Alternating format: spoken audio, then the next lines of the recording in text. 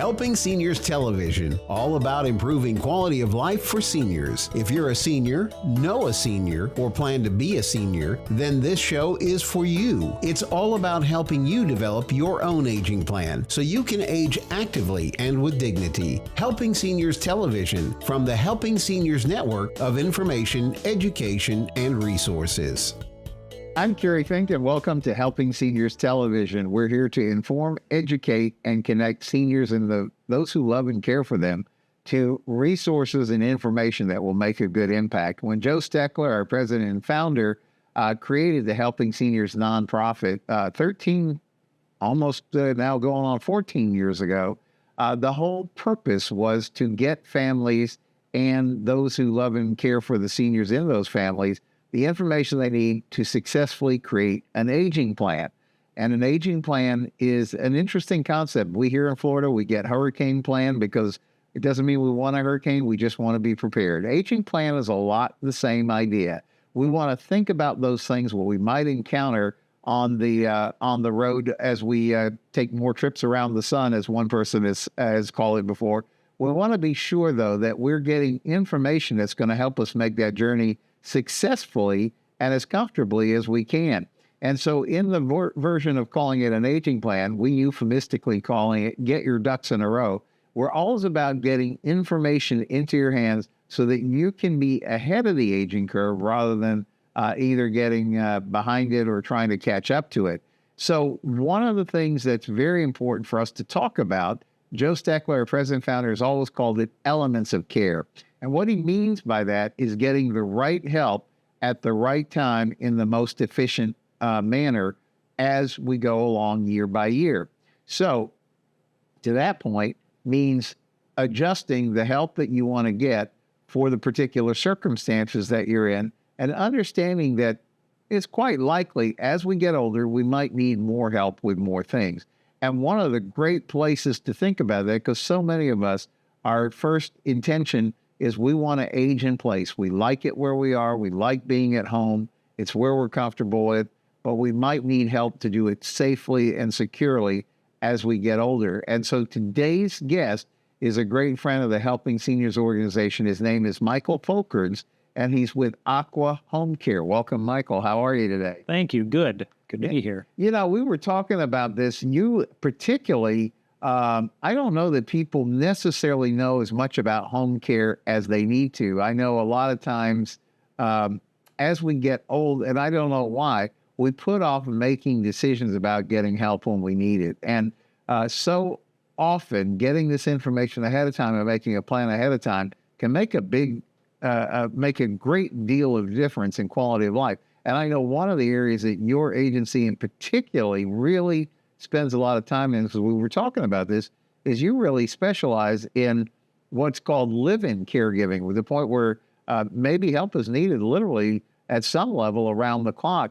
And that's an area that you guys really seek to excel in. Talk a little bit about Aqua Care and just the general concept of home care and why it's so beneficial for our seniors. Sure. Yeah, and it's good to know that that option exists. So a lot of times people are given 24/7. They need 24/7 care in order to go home from a hospital or for a rehab. And in that situation, a lot of times then they're calling around and finding an hourly rate. And then they typically would have 4 to 8 caregivers come in throughout the course of a week. We can do what we call shift work like that, or we can do a live-in caregiver. Live-in caregiver is fantastic because it's one caregiver, and it's about half the price. Wow. Yeah. The key to it are that the nights are quiet. So up once or twice at night is very common. If it's more than that, we've had some dementia cases where we're constantly up following them around, and that becomes impossible. Then we have to add a night shift. But 90% of the cases, I would say 80 or 90% of the cases I set up as a live-in after talking to the family, telling them that, we stick with it for a long time, a lot of times until the end. I think what we really want to kind of focus in on is people are confronted with choices as things move down the road. It may not be safe for mom to come home and take care of herself anymore.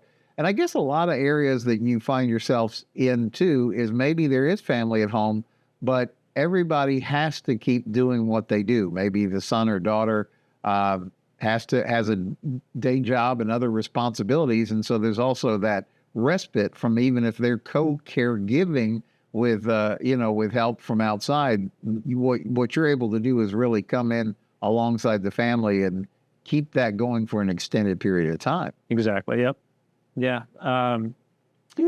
So yeah, the way we operate, we don't have 6-month agreements or year-long agreements. It's really what you need. So I'll talk to them ahead of time. If it's a few days, we can make that happen typically. Live-ins are a little different. Live-ins were typically at least for a few weeks, to at least 2 or 3 weeks typically for a live-in. But technically, I always tell people you can cancel anytime. So changes happen, and sometimes they happen quickly. So we adjust quickly, and we only charge for what we provide. One of the things that I wanted to ask you about is, like, when a family calls you and says, hey, listen, we're trying to think through options for our loved one here and try to figure out what's best. How often do you find you actually are in the position of helping to navigate the best solution given all the different constraints? Like, when they call you, do they know how much help they need, or do you sit down and kind of work with a family and try to come up with a plan that's going to make the best sense given everything that's going on? I get both. So I'll get them where they know exactly what they want, and they just want a price and they just want a number. I get others that are almost lost and want me to come visit and a lot more hand holding and really talk through what they need. But we're very customizable. So I've got one we just quoted yesterday that was 2 hours in the morning and an hour at night. Yeah. I mean, it's not ideal. If you do the hourly numbers on that, it's going to be pretty expensive, but it's still possible. If we can get a caregiver, a good caregiver, quality is most important for us, a good experience for the client. But I talk through the families to see kind of exactly what they're looking for, and we typically can make it happen. We've got 2,000 caregivers. We operate from the villages down in Miami. Wow. Just in the county, we've got 130 caregivers. Wow. So we can typically make anything happen. I want to get into the quality of caregivers thing that you just mentioned, but before I jump to that, I want to talk to you about what actually home care can mean, because I think for a lot of us, I use this conversationally when we're talking about people who are involved in the assisted living industry. We say a lot of times people who are not in the business, they call it an old folks home because we don't understand how many different options exist, everything from independent living to skilled nursing and then some. And so, but I think the same thing happens in home care. Let's talk about the kind of home care that Aqua Care can deliver. Yeah, so we can do everything from, the hands-on, the heavy-duty stuff. So that would be bathing, transferring, so helping person get up and down. Sometimes we're using devices, so Hoyer lift and like really heavy-duty stuff. Dressing, incontinence, and toileting, that type of stuff too. So that's all the hands-on. And then we also do the periphery then. So that would be the meal prep, laundry, light cleaning, running errands, doctor appointments. Yeah. So really pretty much everything that's coming up into kind of like a daily routine kind of. Exactly, yeah. So I wanted to ask this because we've talked about this too. I think Joe Steckler, our president and founder, he calls it elements of care again. And what he means by that is get the right help as you need at the right level. So you could start off, more minimally if that's all that's required. And then if things are progressing and they need some more help, you add a little bit as you go along. And his point is to be careful to not buy more help than you need early on.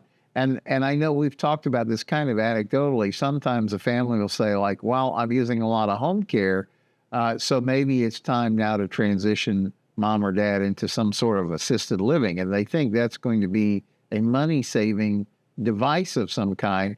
And yet we were talking about this before the camera was rolling, that sometimes it ends up costing more because the person does have to go to assisted living, but then they're still going to require the care once they realize that the kind of that hands-on level doesn't exist in assisted living.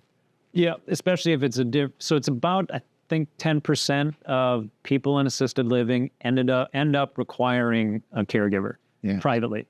So, and a lot of times you're not told that as a customer or potential customer. But yeah, and about 20% of our clients are within the assisted living community. So it certainly happens. And it's a lot of times that decision is made to save money. And then they end up spending the same or more money because they're having to pay for private care. Right. And then spinning it back around the other way, though, I think most people, given a preference, say, listen, I like being at home. This is my preference. This is my comfort zone. This is where I'm happiest.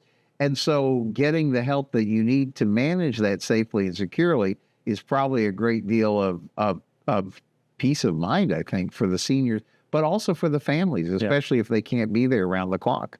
Yeah. Yeah, it's hard. I mean, I just met with the client today, and the brother and sister both live close, like within 30 minutes. The brother was, and this is a son then, was staying overnight. It's been a few weeks now, and he just had enough. He couldn't do it anymore. I mean, it was like really kind of hands-on stuff and incontinence issues, and he couldn't do it and brought us in. But it's like, it kind of that type of setting where you rely on your family. We see a lot where the families are helping, certainly for a period of time, and then it just becomes too much, and that's when bringing a caregiver in can make a lot of sense. Well, we talk in the helping seniors world. We have this kind of theme we always say about getting your ducks in a row, which is about just making those plans. But there are two things that we kind of have added in as kind of corollaries to that. One is we say, be wise, don't try this on your own, because you're right. When the need calls, for a couple of weeks, somebody's got to step in and do something. But a lot of times these situations are just continual. And so even like we use the expression, you get on the airplane, they give you the little lecture before you take off, like, hey, if the oxygen mask needs to come down, make sure you put it on yourself before you're handing it to your loved one. And the reason for that is you've got to look after yourself if you are going to be available to really be the best for that loved one. And I think that same really applies to home care, because if you burn yourself out trying to do all this stuff as a caregiver, maybe you have your own work, your own life, your own responsibilities, and it's really not possible for you to drop all those things. You're just going to, burn the candle at both ends until you burned yourself out, I guess. Exactly. And we see that a lot, especially some of the, I've got a number of clients where it's the spouses that are 85 themselves and the primary caregiver for the husband, and that can be tough because you can tell they're just really tired, exhausted, and the next thing you know, they end up in the hospital, which has happened a number of times. And it's, you got to be able to accept help at some point. So, I was thinking about that because I think about the calls that come in on the Helping Seniors helpline. And I remember this was early on. I mean, we've been doing this for a few years now. And I remember one of the early calls, and it was really, I happened to hear the call come in, and it was from a lady who was in her early 70s, who was now going to have to go to the hospital for some sort of an operation. But she was the caregiver for her mom, who was in her 90s.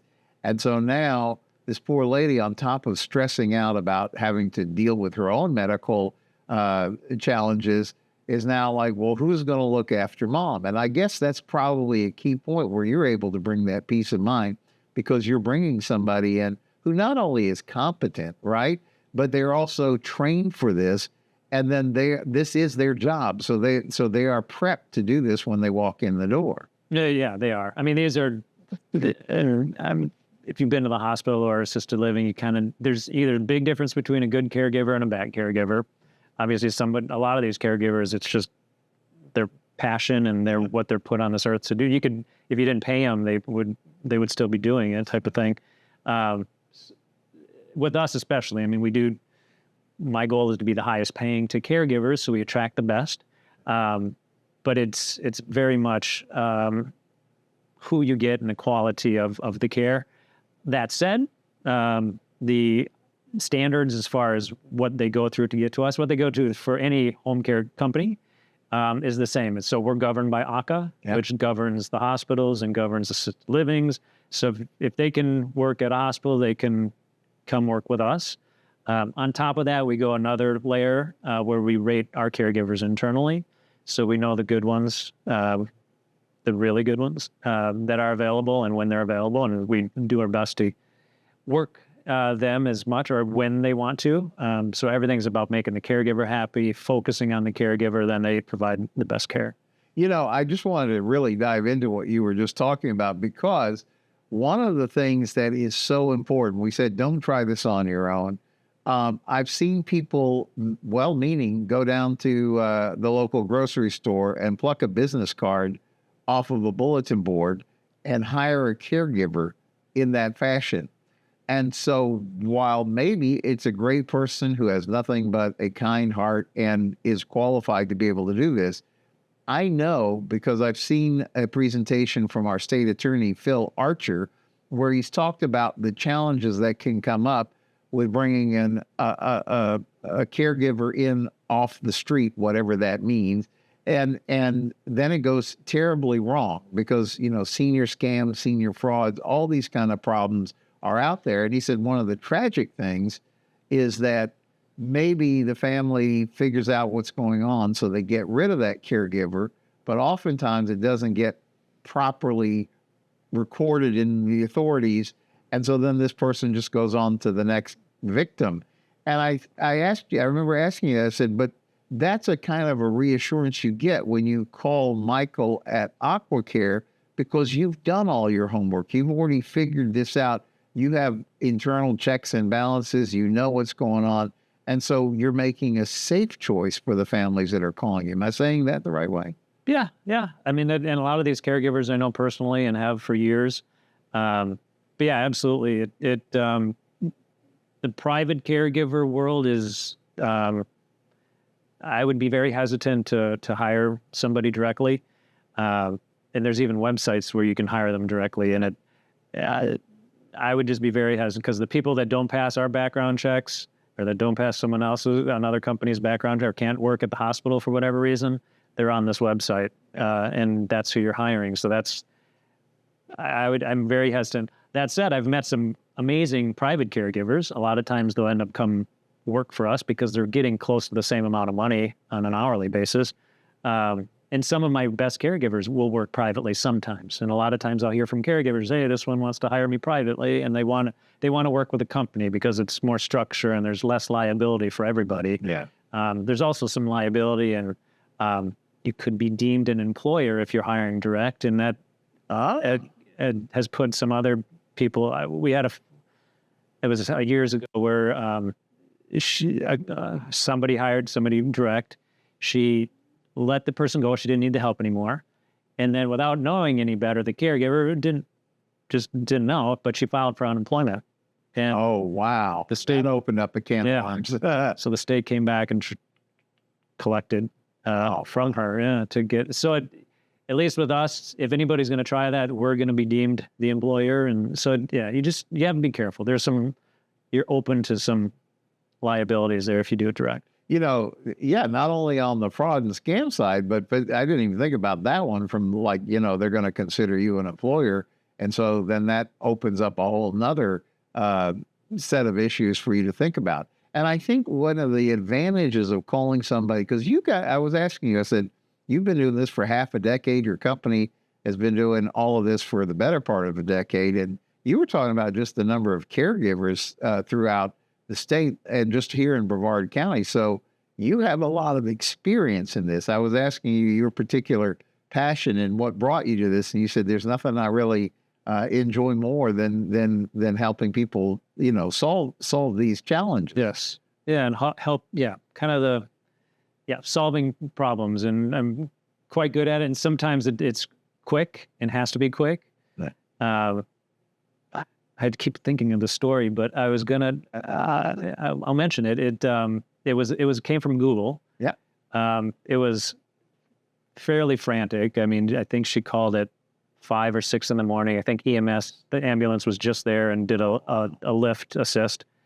So I talked her on the phone, got a caregiver lined up. The caregiver got there at 10 a.m. Wow. And I was going to get there at 11 or so to do paperwork. Yeah. And the caregiver called me and went running out of the house and sent me a photo. She was full of fleas. The caregiver was. Oh my goodness. So she said, "Don't go in, don't go in." I was like, it looked like a few fleas. So half hour later, I talked to the client. I said, your dog has fleas. And she's like, he just got them. Like, oh, okay. So like, oh, how many fleas are in here?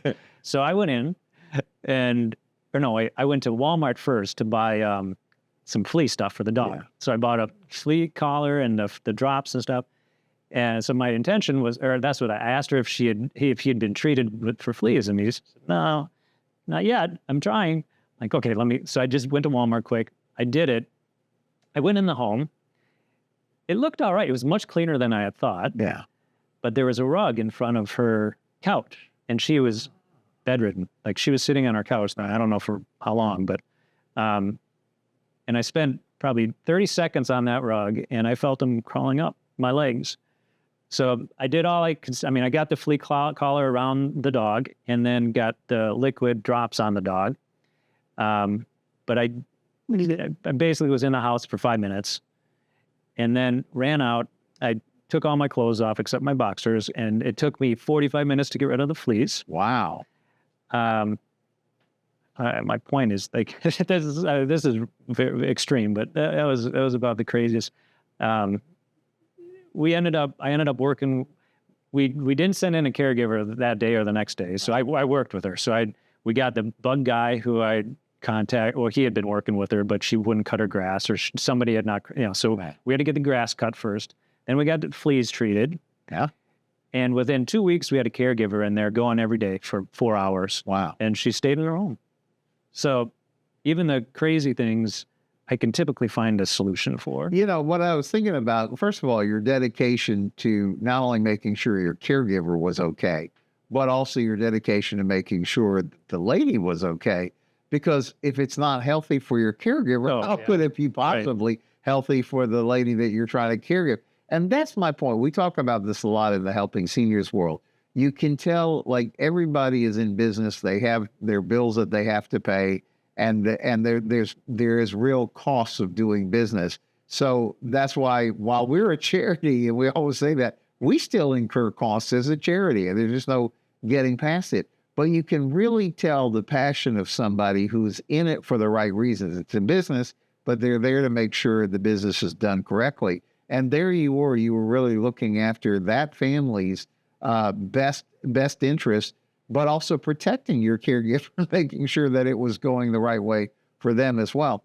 And I think that's so important. I wanted to actually ask you about that too, is that we've talked about the fact that this is, again, why you don't want to do this on your own. You don't want to just pluck a number out of thin air or find a number on some website, because you just really don't know where you're at and who's behind it and who's really there in your best interest. Whereas you can talk to a company that takes all those extra steps to do things the right way, to make sure that everything is correct with ACA and all the other regulatory agencies, and then who really, like you said yourself, you guys are continuously evaluating the people you send into the field so that who's really giving their A game, Exactly. Yep.